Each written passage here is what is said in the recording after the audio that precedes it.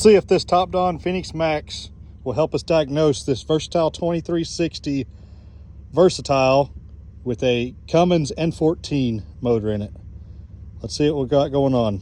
Here this morning working on a 2360 versatile tractor.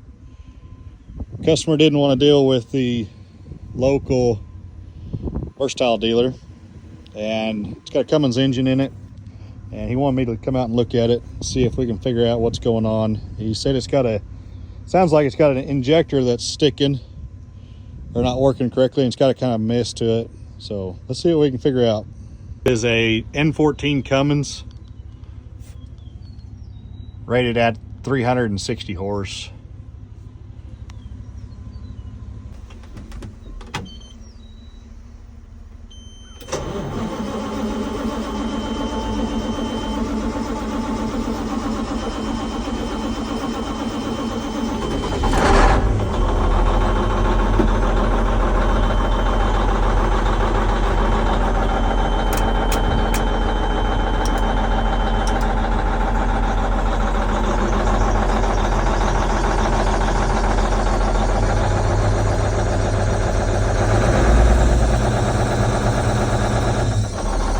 Belts are squeaking pretty good.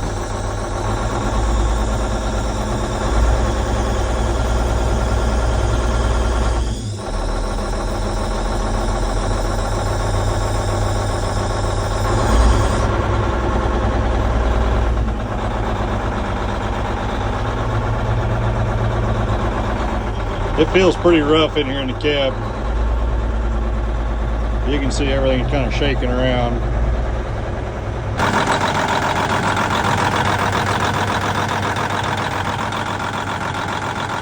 I've got the dongle hooked up to the ECU port on the side of the engine here.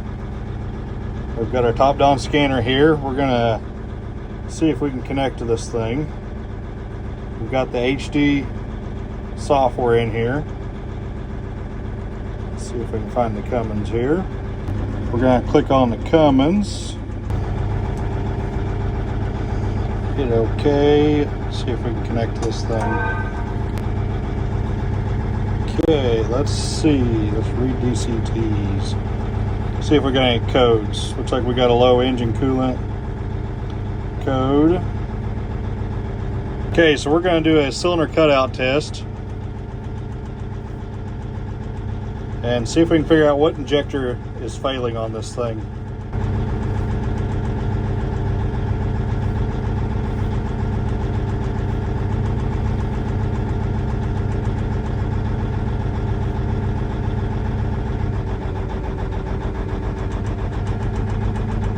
Well, that made it worse.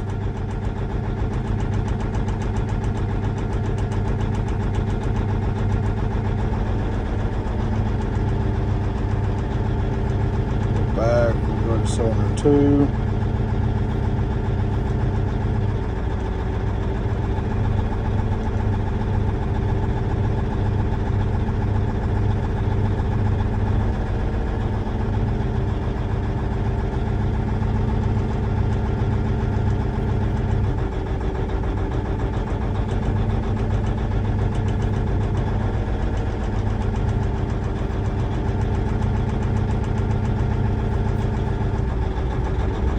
Ooh.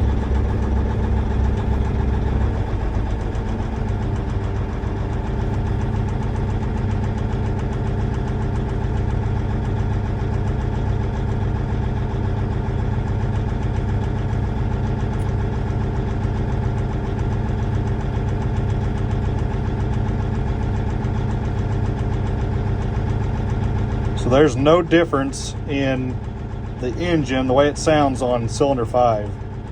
So that's a good indication that we've got something going on with that number 5 cylinder. Let's check number 6 yet. Yep, obvious difference in sound.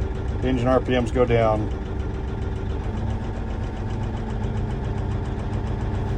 But with our number 5, I don't know if you can hear it on the video or not, but it does not make any difference. There's no difference in the RPMs when you cut it out on number 5.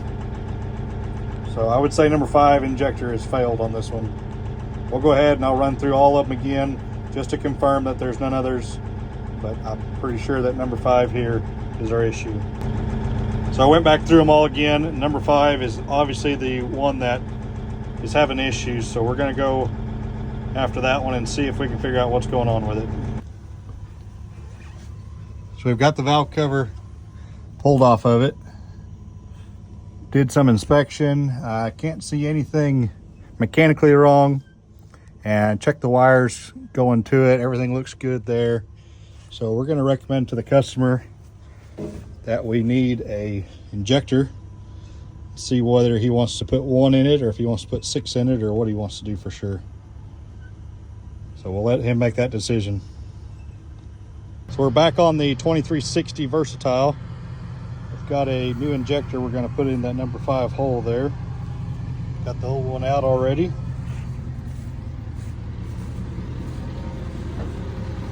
Got our rocker arms right there.